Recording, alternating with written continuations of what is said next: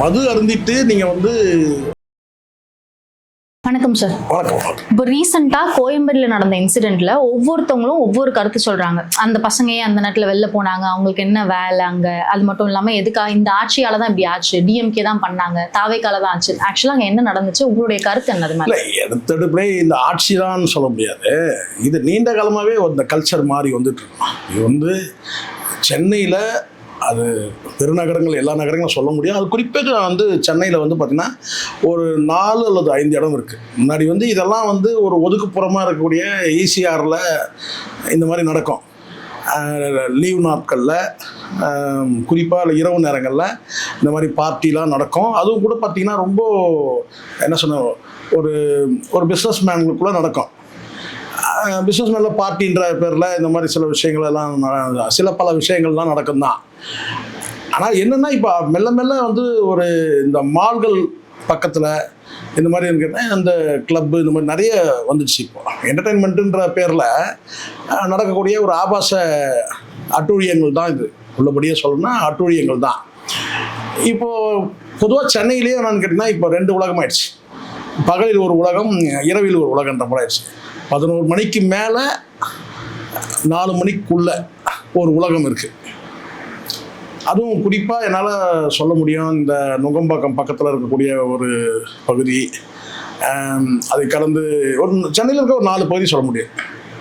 பெரும்பாலும் வட சென்னையில் வாய்ப்பு இல்லை இதுக்கு.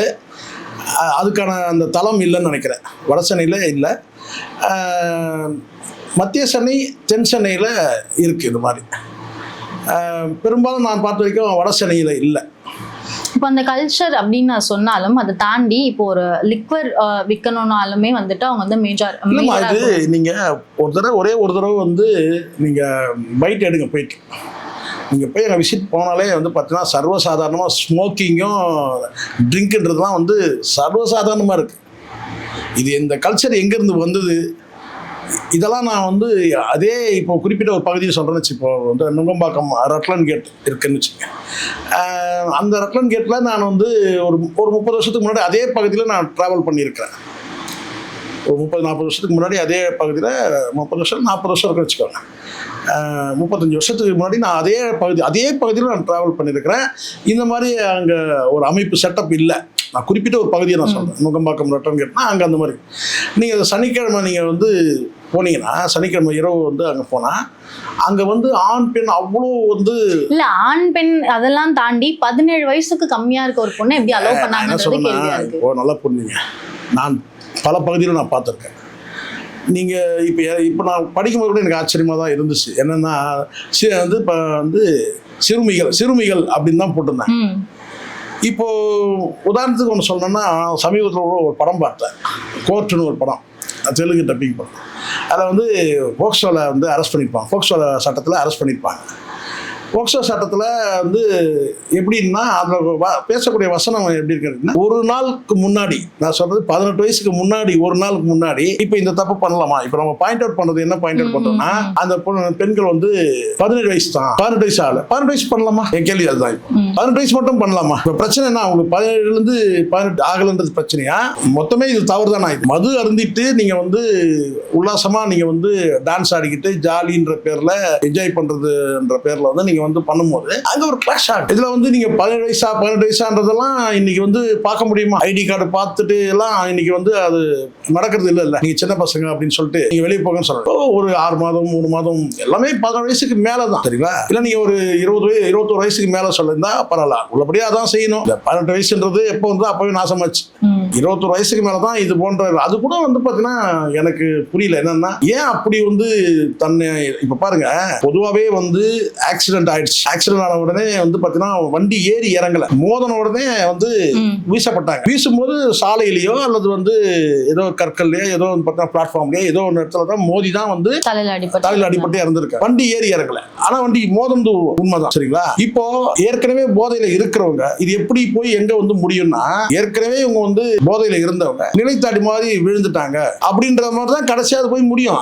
எனக்கு தெரிஞ்சு நான் என்னுடைய சிற்றறிவுக்கு நான் சொல்றேன், இது வந்து வண்டி ஏறி இறங்கல, மோதனதை யார் பார்த்தது, முட்டினதை யார் பார்த்தது, எல்லாருமே போதையில இருந்தாங்க. அந்த பையன் சொல்றான் பாருங்க, வாக்குமூலம் கொடுக்குற பையன் சொல்றான், எல்லாருமே போதையில இருந்தாங்க. அப்பயே முடிஞ்சிச்சு அந்த கதை. எனக்கு தெரிஞ்சு என்னுடைய அறிவுக்கு உட்பட்டு சொல்கிறேன். எப்போ நீங்கள் போதையில் இருந்தீங்கன்னு சொன்னீங்கன்னா அந்த கேஸே நிற்காது. இப்போ பிரச்சனை அது கிடையாது. ரெண்டு பொண்ணுகள் இறந்துட்டாங்க. ஆனால் இப்போ அடிப்படையில் என்ன சிக்கல்ன்றது நம்ம வந்து வெளிப்படையாக பேசிதான் ஆகணும். அடிப்படையில் ஒழுக்கம் இல்லை. அதனால தான் இன்றைக்கி வந்து யாருமே வந்து பிள்ளையை பெற்றவங்களோ அந்த 7 பேர் சம்மந்தப்பட்ட இந்த காரில் மோதின நபர்கள் அவங்க பேரண்ட்ஸ் யாராவது வெளியில் வந்து பேசியிருக்காங்க? யாரும் அந்த இறந்து போன அந்த 2 பெண்கள் அந்த குடும்பத்தை சார்ந்தவங்க யாராவது வந்து பேசியிருக்காங்க? அவங்க அம்மா மட்டும் வந்து அம்மா வந்து கதறினாங்க. முதல் நாள் கதறினாங்க. அதுக்கப்புறம் யாரும் வரலையே. சொந்த பந்தம் மற்ற அண்ணன் தம்பி யாரும் வரல. எதுக்காக நான் சொல்றேன்னா அடிப்படையில் ஒழுக்கம் இல்லை. ஒழுக்கம் இருந்திருந்தா இது நடந்திருக்காது. நீங்க 1000 சொல்லலாம். நீங்க நான் கிளப்புக்கு போனேன் ஏன் வந்து நீங்க கேட்குற மாதிரி பலரும் கேட்குறாங்கன்னா 17 வயசுல என்ன எங்களுக்கு கிளப்புக்கு போக கேட்குது?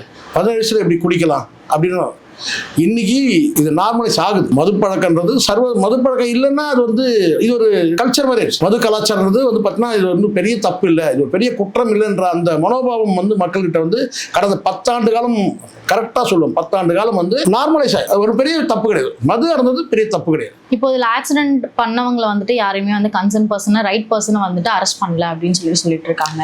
இல்லைம்மா, இது போன்ற வழக்குகள் எப்பவுமே இதுக்கு நீங்கள் ஒரு தடவை மனிதன் படத்தை பார்க்கணும். திரும்ப உதயநிதி நடிச்சார் இல்லையா? பொதுவாகவே நான் சொல்கிறேம்மா, இது போன்ற வழக்குகள் வந்து நாளைக்கு போய் கோர்ட்டில் கேஸ் எல்லாம் நடக்கும்போது எப்படியும் மாறிடும். நாளைக்கு வந்து மோதல் தான் யார் நடந்ததெல்லாம் உண்மை.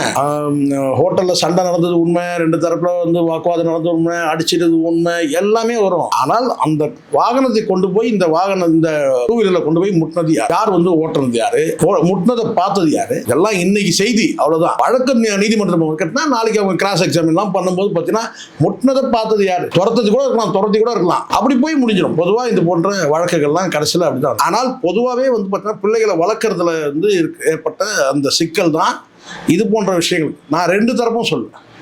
பெண்கள் இறந்த பெண்கள் மேல அனுதாபம் உண்டு, ஐயோ பாவம், உண்மைதான். ஆனால் அடிப்படையில் 2 தரப்புக்குமே ஒழுக்கம் இல்லைல்ல. இப்போ இதை தொடர்ந்து இதே மாதிரி நிறைய விஷயங்கள் நடக்குது. இது மட்டும் இல்லாம இப்போ கஞ்சா விற்கிறாங்க அப்படின்னு சொன்னதுக்காக வந்துட்டு ஒருத்தர் வந்து வெட்டி கொண்டிருக்காங்க. ஒரு 23 வயசு இளைஞரை வெட்டி கொண்டிருக்காங்க. இது வந்து ஜென்சி கிட்ஸோட சிந்தனைகள் வந்து எதை நோக்கி பயணிக்குது? எதனால இந்த மாதிரியான விஷயங்கள் இல்லை? இது அடிப்படையிலே வந்து இது பெற்றோர்கள் கிட்ட இருந்தே சிக்கல் தொடங்கு. நான் பார்த்த வரைக்கும் நான் சொல்றேன், பெற்றோர்கள் கிட்ட இருக்கிற அந்த மனோபாவம் வந்து மது பழக்கன்றது ஒரு பெரிய விஷயம் கிடையாதுன்ற அந்த அதை வந்து ஒரு இயல்பாக்குனாங்க. மது அருந்தறதுல ஒரு பெரிய விஷயமா, அது ஒரு பீர் குடிக்கிறது ஒரு பெரிய விஷயமா, பிராந்தி குடிக்கிறது பெரிய விஷயமா, வீட்டுக்குள்ளேயே ஃப்ரிட்ஜ்லேயே வச்சு குடிக்கிற அந்த கல்ச்சரை வந்துருச்சு. சரிங்களா? அப்போது வந்து பார்த்தீங்கன்னா வந்து இதை ஒரு குடும்பத்தில் தந்தை குடிப்பார், அதை தாய் வந்து இயல்பாக எடுத்துப்பாங்க. அப்படி ஆயிடுச்சு. அதுக்கப்புறம் இப்போ வந்து எப்பயாவது ரொம்ப அசதி ஆயிடுச்சுன்னா தாயும் குடிக்க ஆரம்பிச்சிட்டாங்க. இப்போ கூட நம்ம சமீபத்தில் கூட ஒரு பெண் குழந்தை 10 வயசு பெண் குழந்தைய பறி கொடுத்ததுக்கு காரணமே என்னன்னு கேட்டால் தாய்க்குள்ள அந்த மது பழக்கம் தான். அவங்களே சொன்னாங்க என்னன்னு கேட்டிங்கன்னா ஒரு முடக்கு தான் குடிச்சேன்னா. ஸோ அந்த மாதிரி இப்போ வந்து பார்த்தீங்கன்னா அந்த குடிப்பழக்கம் மது பழக்கன்றது இயல்பாயிடுச்சு. அப்போ மதுக்கு அடுத்த ஜென்ரேஷன் வந்து பார்த்தீங்கன்னா கஞ்சா இந்த மாதிரி வந்து சில விஷயங்கள்லாம் சொல்கிறாங்க இல்லையா, கஞ்சாவை கடந்து பல விஷயங்கள் சொல்கிறாங்களே. ஸோ அதை நோக்கி பயணிக்கிறாங்க. ஸோ மது தான் முதல்ல வந்து பார்த்தீங்கன்னா இப்போ எல்லாரும் நம்ம என்ன பேசியிருக்கோம் கேட்டிங்கன்னா மது ஒழிக்கணும்னு பேசியிருக்கோம். ஆனால் அதுக்கு முன்னாடி ஒழிக்க வேண்டியது கஞ்சா இது போன்ற விஷயங்கள் வந்து ஒழிக்கணும். இப்போ நீங்க சொன்ன மாதிரி அது அரசியல் மயமாக்குறாங்க, அதெல்லாம் உண்மை. ஆனா இது எந்த மாதிரியான இன்னொரு பரப்புல வந்து அரசியல் மயமாக்குறாங்க அப்படின்னா அதுல வந்து டிஎம்கேவோட கொடி இருந்துச்சு. அவங்க டிஎம்கே வந்து வேணும்னே தாவேக்காவோட ஆட்சியை வந்து சூழ்ச்சி பண்றதுக்காக பண்ணியிருக்காங்க. இப்போ வரைக்கும் வர எல்லா இன்சிடென்ட்லுமே வந்துட்டு டிஎம்கே தான் பண்ணியிருக்காங்க அப்படின்னு ஒரு தரப்பு சொல்றாங்க. இன்னொரு தரப்புல வந்து தாவேக்கா ஆட்சிக்கு வந்ததுக்கு அப்புறம் தான் இவ்வளவு இன்சிடென்ட் நடக்குது அப்படின்னு சொல்லிட்டு இருக்காங்க. ஜெயலலிதா அவர்கள் வந்து ஏர்போர்ட்ல இருந்து வரும்போது சசிகலாவும் அவங்களும் வரும்போது ஒரு பெரிய ஜெயலலிதா அவர்கள் வந்து அரசியல் ஆரம்ப காலகட்டத்தில் நான் சொல்கிறேன் 89 வாக்கில் நினைக்கிறேன், 89 வாக்கில். அப்போ வந்து என்னன்னா வந்து ஏர்போர்ட்லேருந்து வரும்போது வந்து பார்த்தீங்கன்னா வந்து ஒரு லாரி வந்து ஜெயலலிதாவுடைய காரை அடிச்சு 2 பேரும் வந்து பார்த்தீங்கன்னா காயப்படுறாங்க. அந்த லாரியில் திமுக பேரை போட்டு கொடி கட்டிருச்சு. அப்போ எல்லாருமே கேட்டால் இது வந்து திமுக சதி இருக்குமான்னு சொல்லி. ஆனால் அந்த டைம்ல வந்து அரசியலுக்கு அதை பயன்படுத்திக்கிட்டாங்க. சதியா இருக்கலாம் அப்படி இப்படி போட்டு கேட்டால் அது பேசினாங்க. ஆனால் உள்ளபடி விசாரணையில் வந்து பார்த்தீங்கன்னா அது தற்செயலாக நடந்த ஆக்சிடென்ட் தான் அப்படின்றத முடிவுக்கு கடைசியாக கொண்டு வந்தாங்க. ஆனால் ஜெயலலிதா அவர்கள் ஆட்சிக்கு வந்த பிறகு கூட பார்த்தீங்கன்னா அது வந்து பெருசாக அதை வந்து விசாரிக்க எதுவும் பண்ணல, அது தற்செயலாக கூட நடந்திருக்கும். ஆனால் வந்து அந்த விபத்தில் வந்து பார்த்தீங்கன்னா அந்த லாரிக்கு வந்து பார்த்தீங்கன்னா வந்து பின்புறமும் முன்புறமும் வந்து பார்த்தீங்கன்னா வந்து திமுக வந்து சிம்பல் வரையப்பட்டது, சூரியன் வரையப்பட்டிருந்தது, அந்த பேரை கூட கருப்பு சவத்தில் எழுதப்பட்டுன்னு சொல்லுவாங்க. அது மாதிரி இருந்தால் அரசியலுக்கு வேணா இதை பயன்படுத்தலாமே தவிர அப்படி இது வந்து பார்த்தீங்கன்னா அப்படி நம்ம ஒரு குற்றச்சாட்டுல நம்ம வைக்க முடியாது. பொதுவாக இது போன்ற நபர்கள் வந்து ஒரு அதிகாரத்தில் உள்ள நபர்கள் கூட பார்த்தீங்கன்னா இது போன்ற விஷயங்கள் செய்யும் போது கட்சி அடையாளம் இருக்கக்கூடாது தான். அதிகாரத்தில் உண்மையிலே அதிகாரத்தில் இருக்கிறவங்க வந்து இந்த மாதிரி இரவு நேரத்தில் கிளப்புக்கு போறதோ அல்லது வந்து சின்ன வீட்டுக்கு போறதோ அல்லது வேற ஒரு வப்பாட்டி வீட்டுக்கு போறதோ இது மாதிரி இருந்ததுன்னா பொதுவாக வந்து பார்த்தீங்கன்னா அந்த காஸ்டியூமே மாறிடுவாங்க. எனக்கு தெரிஞ்சு நான் சொல்றேன், ஒரு இடத்துல கூட போவாங்க. எப்படி வந்து நாடோடி படத்தில் வந்து ஒருத்தர் வருவார் பாருங்க, அந்த மாதிரி ஒரு புழக்கடை வழியா போறது அல்லது வந்து மேக்கப் கலைஞ்சிட்டு வேற ஒரு மேக்கப்ல போறது, தன்னை வந்து மாத்திக்கிட்டு போவாங்க பொதுவாக. ஸோ அதுதான் நான் அப்படி. ஆனா வந்து ஒரு அடையாளத்தோட கட்சி அடையாளத்தோடலாம் இந்த மாதிரி விஷயத்துக்கு போக மாட்டாங்க. இந்த பசங்க என்ன பண்ணிருக்காங்கன்னா, மிட் நைட்ல போகும்போது எல்லாம் சின்ன பசங்களா இருக்கிறானுங்க. நாளைக்கு ஏதாவது நான் மடக்கும் போது வந்து நம்ம வந்து தப்பிக்கிறதுக்கு வந்து கொடியை மாற்றா, இது வந்து சர்வசாதாரணமாயிடுச்சு. இரவு நேரங்களில் பெரும்பாலும் காவல்துறையில் இருக்கிறவங்க வந்து இப்போ இதெல்லாம் இது மாதிரி நடக்கும்போது நாளைக்கு வந்து வெளிப்படையா வந்து அது கட்சிக்காரங்களே இருந்தால் கூட மடக்கி வந்து என்ன ஏதுன்னு சொல்லி கேட்கணும். ஆளுங்கட்சியா இருக்கட்டும், எதிர்கட்சியா இருக்கட்டும், எந்த கட்சியா இருந்தாலும் வந்து பார்த்தீங்கன்னா நாமளும் வாகன ஓட்டிகளும் வந்து பார்த்தீங்கன்னா வந்து பொறுப்பா இருந்து அதுக்கு பதில் சொல்லணும். போலீஸ்காரங்க மடக்கினால் கூட அந்த மாதிரி இல்லாம நின்று அவங்களுக்கு ஒரு நம்மளே பாதுகாக்கிறாங்க, நம்ம நின்று பேசுவோம். ஆனா இங்க வந்து அப்படி இல்லை. இந்த பசங்க பண்ணது வந்து ரொம்பவே வந்து ரொம்ப ரக்கடா நடந்துட்டு இருக்காங்க. நல்லா தெரியும், எல்லாம் சின்ன சின்ன பசங்க, ரொம்ப சின்ன, எல்லாமே 17 வயசு இருக்கும், நல்லா தெரியும். அப்போ இவங்களுக்கு எல்லாம் யார் பெற்றோர் தானமா இங்க குற்றவாளி? இவங்களுக்கு யார் கார் வாங்கி கொடுத்தது? இவங்களுக்கு 17 வயசுனா இவங்களுக்கு யாருக்கும் லைசன்ஸ் இருக்க போறது இல்ல. அப்போ யார் வந்து இந்த கார் கொடுக்கறது யாரு? பிள்ளைகள் இல்லைன்னா தேட மாட்டாங்களா? நானும் 2 பிள்ளைகளை வளர்க்குறேமா, நானும் 2 பிள்ளைகளை வளர்க்குறேன். ஊரே ஜுரோன் இருக்கு. 4 மணிக்கு கூட 3 மணிக்கெல்லாம் கூட 3:30 மணிக்கெல்லாம் கூட பாத்தீங்கன்னா சில நேரங்களில் வந்து அதிகாலையில வந்து பாத்தீங்கன்னா வந்து ரெஸ்டாரண்ட், டீ ஷாப்பா இருக்கட்டும், ரெஸ்டாரண்டா இருக்கட்டும், அவளை காலையில அதிகாலையில வந்து பாத்தீங்கன்னா பெரும்பாலும் டீ காஃபி. இப்போ இது எப்படி வந்து இதுதானே பிரச்சனையாங்க. நமக்கு வந்து ஒரு நேரம் தான், அதே சமயத்துல வந்து ஒரு ஒதுக்குப்புறமான இடத்துல வந்து பாத்தீங்கன்னா பாதுகாப்பற்ற இடத்துல வந்து உட்கார்ந்து பேசுறது, இதெல்லாம் பிரச்சனை தானே. போற போக்கில் சொல்லிடலாம், காவல்துறை ஏன் பாதுகாப்பு தரல? இப்ப நான் கேட்கிறேன் இந்த விஷயத்துக்கு பாருங்க, இந்த பசங்களை உள்ள போய் குடிச்சிட்டு சண்டை போட்டுக்கிட்டீங்க, என்னமோ வந்து உள்ளுக்குள்ள நடந்துச்சு, அதோட போயிருந்தா பிரச்சனை இல்லை. அந்த ரெஸ்டாரண்ட் சார்ந்தவங்களுக்கு அந்த பிரச்சனை. நீங்க வெளியில வந்து அதுக்கப்புறம் உங்களுக்குள்ள நடந்த வந்து ஏதோ வாக்குவாதம் இருக்கு, அதுக்கப்புறம் நீங்க கார்ல சேஸ் பண்ணா, நீங்க பைக்ல போக வந்து முட்டாங்க. இதுல வந்து காவல்துறை என்ன பண்ணிருக்க முடியும்னு நீங்க நினைக்கிறீங்க? நீங்களே சொல்லுங்க, மனசாட்சியோட யோசிக்கணும். இதுல காவல்துறை என்ன பண்ண முடியும்? காவல்துறை மீன்ஸ் இந்த இடத்துல அரசு. பொதுவா வந்து இங்க குற்றங்கள் பல விதம் இருக்கு. 4 சவத்துக்குள்ள நடக்கிற குற்றங்கள், குடும்பத்தில் இருக்கிற குற்றங்கள் வந்து பார்த்தீங்கன்னா போலீஸ் போய் ஒன்றும் பண்ண முடியாது. உள்ளபடியே அதுதான் 4 சவத்துக்குள்ள அவங்க குடும்பத்துக்குள்ள திடீர்னு சடனா ஒரு விஷயம் நடந்துருச்சுன்னா அதை பண்ண முடியாது.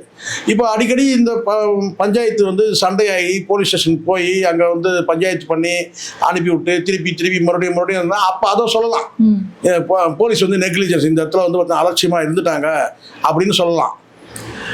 ஆனால் சடனாக ஒரு குடும்பத்தில் இருக்கும்போது திடீர்னு எமோஷனாகி ஒரு குற்றம் நடக்குதுன்னு வச்சுங்க, அப்போ அதை வந்து எப்படி நம்ம வந்து பார்த்தீங்கன்னா வந்து போலீஸை குறை சொல்ல முடியும்? அப்போ காவல்துறை வந்து பார்த்தீங்கன்னா எதில் குறை சொல்லணுமோ அதுதான் சொல்ல முடியுது. எல்லா குற்றத்துக்கும் வந்து பார்த்தீங்கன்னா காவல்துறை வந்து அலட்சியமாக இருக்குது, காவல்துறை நடவடிக்கை இல்லை. காவல்துறையும் சொல்லலாம், அரசையும் சொல்லலாம். திமுக அரசில் என்ன நடந்ததோ அதுதான் இப்போ தாவேக அரசு நடக்குது. தாவேக அரசு வந்து கேட்டால் திமுக அரசு வந்து பார்த்தீங்கன்னா குறை சொன்னாங்க. இப்போ திமுக அரசு என்ன சொல்றது கேட்டால் தாவேக அரசு சொல்லுது. அப்போ இது அரசை கடந்து நடக்கக்கூடிய விஷயம்தான். அதுக்காக நம்ம அரசை எதுவுமே சொல்லக்கூடாதான்னு சொன்னா ஒரு அறிவுறுத்தல மாதிரி இருக்கலாம். இதுதான் நேரம்னு சொல்லிட்டு போட்டு தள்ளிடலாம் இந்த அரசை அப்படின்ற அந்த எண்ணம் இருக்கக்கூடாது. சுட்டி காட்டுறது நம்ம வேலை செஞ்சிடணும். அவங்கவுங்க வேலையை அவங்க செய்யணும். இப்போ பத்திரிகையாளர் நம்ம சுட்டி காட்டணும், இது அரசு வந்து இந்த இடத்துல வந்து நடவடிக்கை எடுத்துருக்கணும், இப்படி எடுக்கணும், அப்படி எடுக்கணும்னு சொல்லி ஒரு சஜஷனாக சொல்லலாம். ஆனால் இதான் நேரம் சொல்லிட்டு பார்த்தீங்கன்னா அரசு வந்து பார்த்தீங்கன்னா வந்து மெத்தனமாக இருக்குது, அரசு மீது அரசை கவுழ்த்தணுன்ற அந்த எண்ணம் நமக்கு கிடையாது. உங்கள் டைம் இன்வெஸ்ட் பண்ணி இவ்வளோ விஷயம் பேசினதுக்கு நன்றி. நன்றி.